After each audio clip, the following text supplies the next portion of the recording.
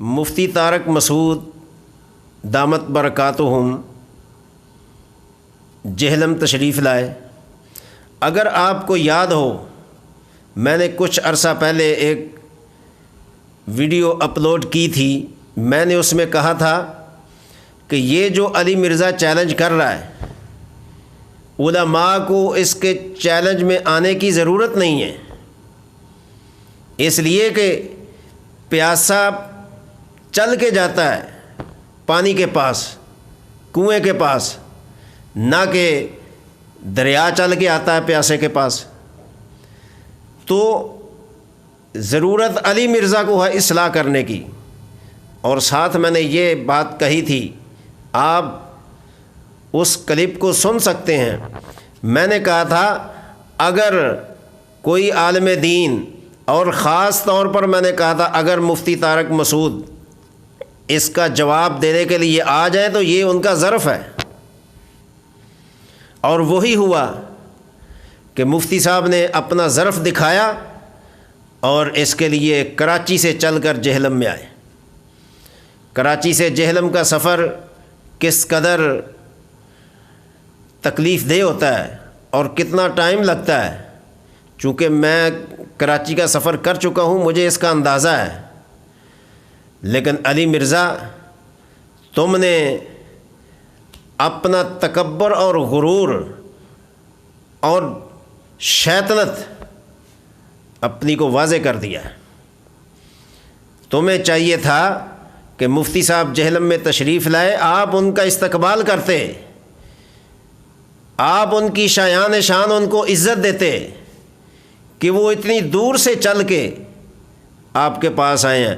اور اس ملاقات کا کوئی دنیاوی نقطہ نظر نہیں تھا، کوئی دکھلاوا نہیں تھا، کوئی ریاکاری نہیں تھی، کوئی مناظرہ مباہلہ کی بات نہیں تھی، کوئی لڑائی جھگڑا فساد کرنا مقصود نہیں تھا، بلکہ بیٹھ کر ان متنازع باتوں کو احسن طریقے سے ایک دوسرے کے گلے شکوے کو دور کرنے کا مقصد تھا۔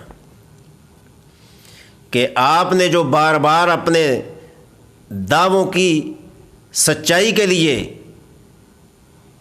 اس قدر اپنی ویڈیو بنائی اور ان کی تشہیر کی کہ آپ آئیں، اب آ بھی جائیں، ہم آپ کا ویٹ کر رہے ہیں، یہ کر رہے ہیں، وہ کر، تو کہنے کا مقصد یہ ہے کہ جب ایک آدمی اتنی دور سے سفر کر کے آئے تو آپ کے شہر میں آئے، پھر آپ کو بتائے کہ میں آ چکا ہوں، ٹائم طے کرنا آپ کی مرضی کا، جگہ کا تعین آپ کی مرضی کا۔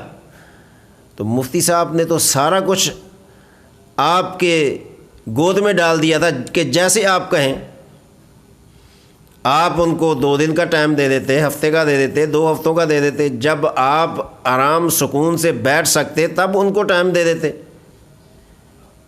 لیکن چونکہ آپ کے دل میں خمار تھا، آپ کے دماغ میں انانیت تھی، آپ کے دماغ میں فرعونیت تھی، آپ کے دماغ میں شیطنت اور منافقت تھی، آپ بیٹھنا نہیں چاہتے تھے۔ اور بیٹھنا کون نہیں چاہتا؟ جس کے دل میں چور ہوتا ہے وہ نہیں بیٹھتا کسی کے سامنے۔ چلو آپ چیلنج کے جواب نہ دیتے، آپ بیٹھ کے اپنی اصلاح کر لیتے کہ اتنی دور سے ایک عالم دین نے صرف دین کی خاطر سفر کیا ہے، اور جو وہ کتابوں کا ایک توڑا لے کر آئے تھے اپنے ساتھ، کتابوں کو لانا کیا آسان بات ہے؟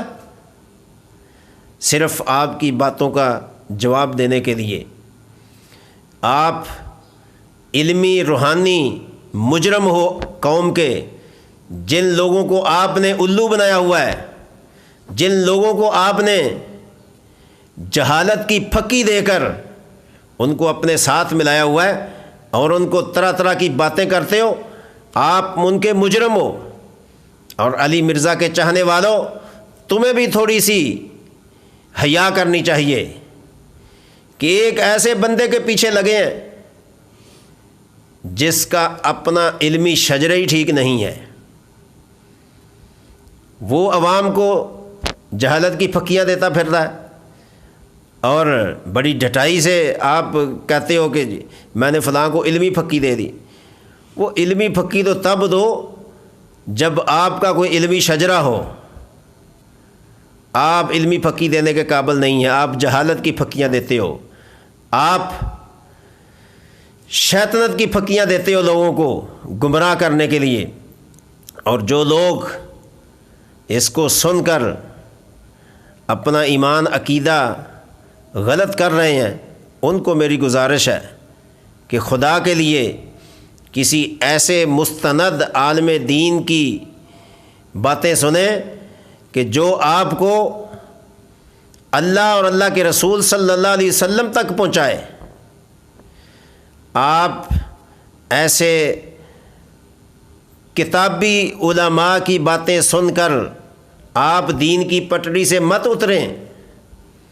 یہ وہ لوگ ہیں جن کا نام علماء کی فہرست میں نہیں آتا، مفتیان کی فہرست میں نہیں آتا۔ جو شخص اپنے نام کے ساتھ مولانا لگانے کو شرم محسوس کرتا ہو، عالم کہلانے کو شرم محسوس کرتا ہو، اور اللہ کی حدیث اسی منہ سے پڑھتا ہو، اللہ کے نبی کی حدیث کا بھی ذکر کرتا ہو، اور اپنے آپ کو عالم کہنا، مولانا کہنا، مولوی کہنا، یہ اپنے آپ کو شرمندگی کا باعث سمجھتا ہو، وہ کیا حدیث پڑھنے کے قابل ہے؟ تم نے اپنے نام کے ساتھ انجینئر لگایا تو انجینئر کے کام کرو، یہ علماء کا کام ہے۔ حدیث کا، قرآن کا درس دینا، اللہ رسول کی بات کو دوسروں تک پہنچانا، یہ علماء کا کام ہے۔ آج ان علماء پر مجھے حیرت ہوتی ہے جو اپنے نام کے ساتھ مولوی یا مولانا لگانا گوارا نہیں کرتے۔ وہ کہتے ہیں ہم ڈاکٹر ہیں، وہ کہتے ہیں ہم انجینئر ہیں، وہ کبھی کوئی اپنے نام اپنے ساتھ لگاتے ہیں، کبھی کچھ اپنے ساتھ لگاتے ہیں تاکہ دوسرا بندہ ہمیں مولوی نہ کہے۔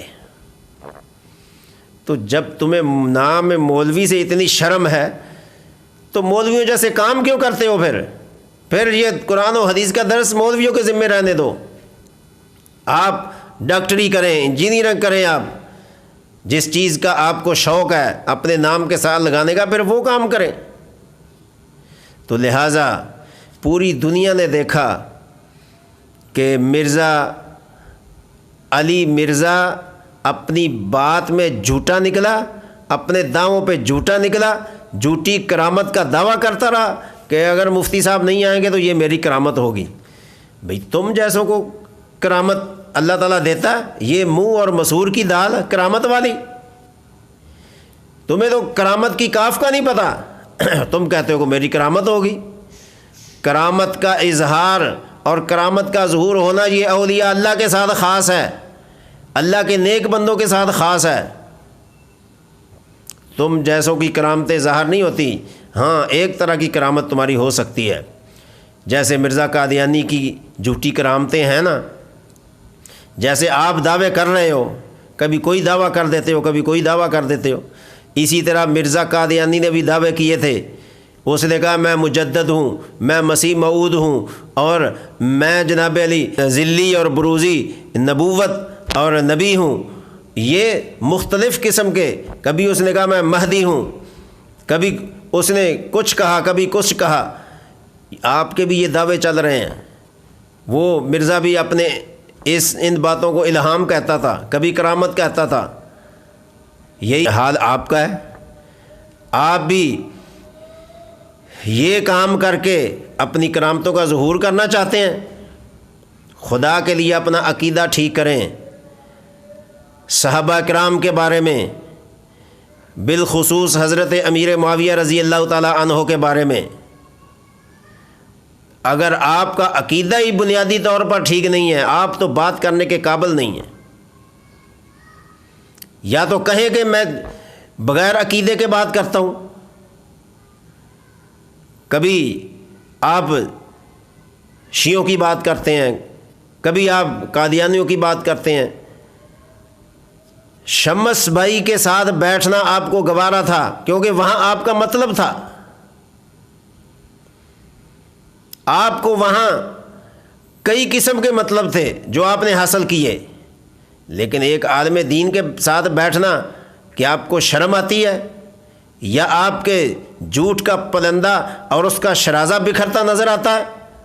اگر آپ کے اندر کوئی صداقت ہوتی، کوئی علم کی عین بھی ہوتی، تو تم مفتی طارق مسعود کے ساتھ بیٹھ کے ان کی باتوں کا جواب دیتے اور جو آپ کو اعتراض تھا ان سے جواب لیتے۔